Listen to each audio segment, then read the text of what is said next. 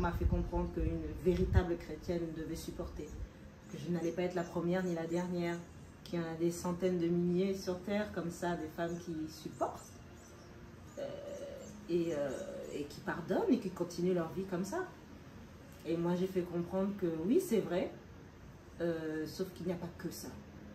Et que je ne souhaite pas continuer encore pendant des années comme ça. Ça faisait déjà 10 ans. Ouais. Et je me disais, non, ça fait déjà 10 ans. Ça fait 10 ans, je pense qu'il est bon d'arrêter. Ça a été très mal pris. Et c'est ce qui a, je pense, qui a le plus marqué, c'est que du coup, ça a été vraiment très très loin. Ouais. C'est qui est dommage. Ouais. Du coup, comme on était 2 personnes blessées, la séparation a été très dure. Et j'ai essayé de préserver au maximum mes enfants. J'ai vraiment veillé à ce qu'ils soient bien. J'ai déménagé chez ma maman qui, à l'époque, elle habitait en Guadeloupe. Et donc, son appartement parisien était libre. Ok, d'accord. Donc, je me suis retrouvée dans son appartement en plein Paris, vraiment Paris.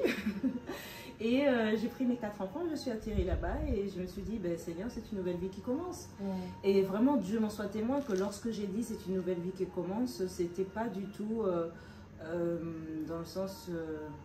comment je pourrais dire ça? C'était pas dans le sens je suis pressée de reprendre oui, une nouvelle vie avec de me pas remarier, etc. J'étais vraiment... Comment je pourrais dire ça? En fait, j'ai eu la chance, on va dire ça comme ça. Comme j'ai perdu mon fils aîné pendant que j'étais mariée, Ok. il est décédé d'une leucémie. Ok. Et donc, il est décédé 4 ans avant la séparation. D'accord. Donc, j'ai envie de dire que comme j'avais eu ce choc Ouais.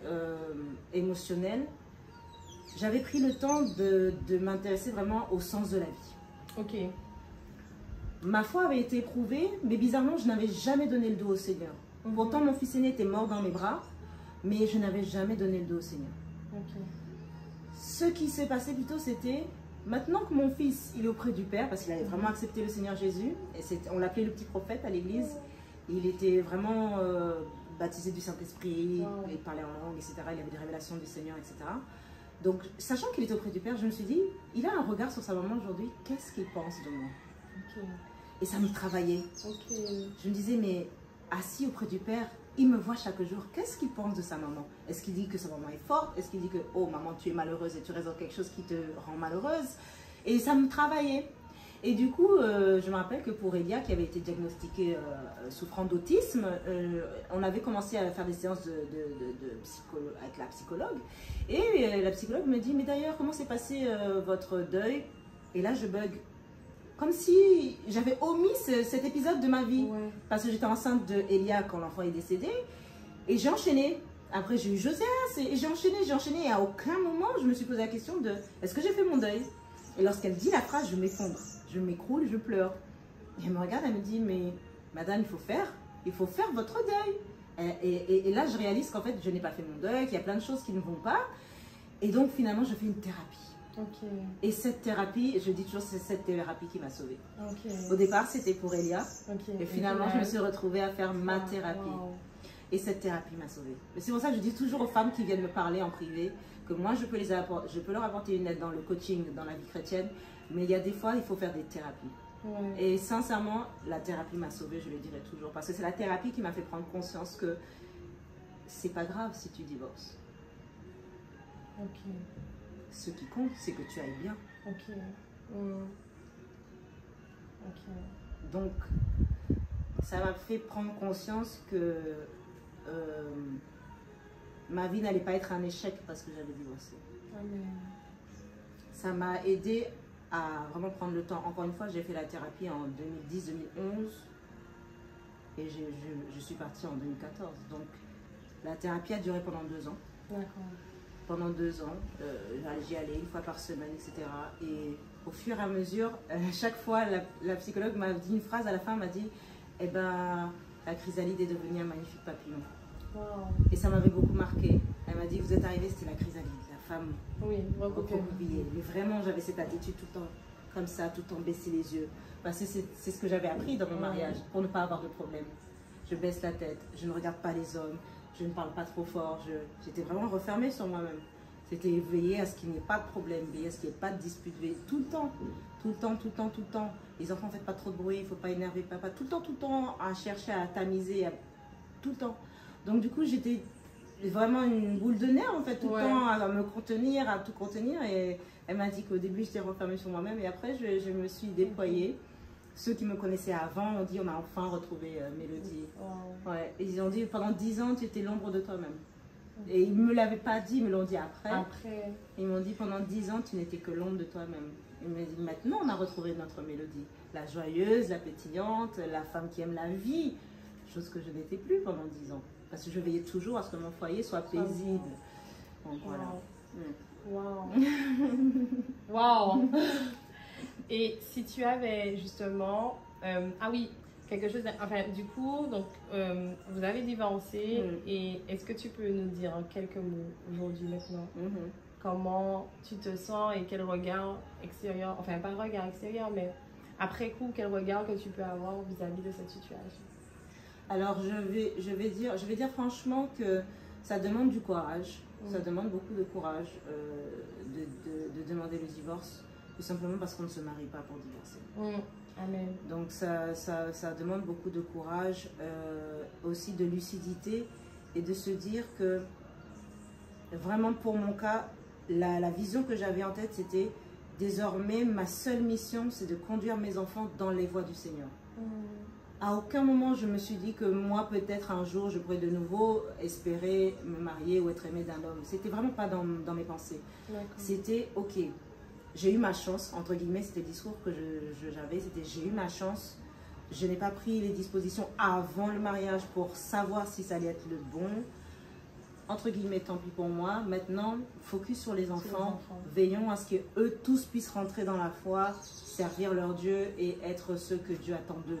Donc c'était vraiment ma mission en tant que mère, je l'ai prise à bras le corps. À ce moment-là, je l'ai vraiment prise à bras le corps, je me suis dit, on y va. J'en avais 4 à l'époque. J'avais 4 enfants qui étaient nés issus de ce mariage-là, 2 filles, 2 garçons.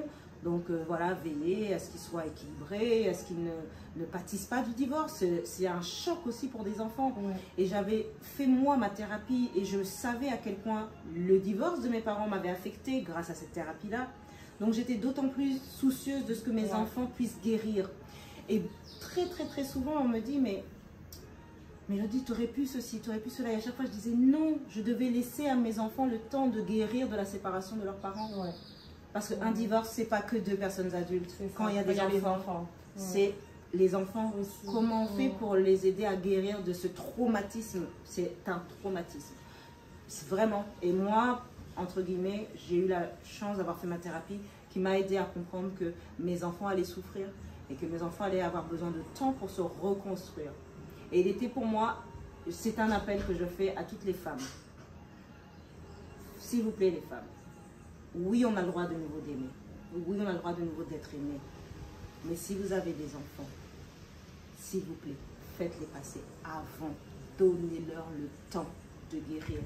Vous ne pouvez pas sortir d'un divorce, sortir d'une séparation et leur imposer un beau-père en quelque temps. Excusez-moi d'être aussi cru, mais ce sont des enfants. Ils ont des sentiments, ils ont des pensées, ils ont des blessures.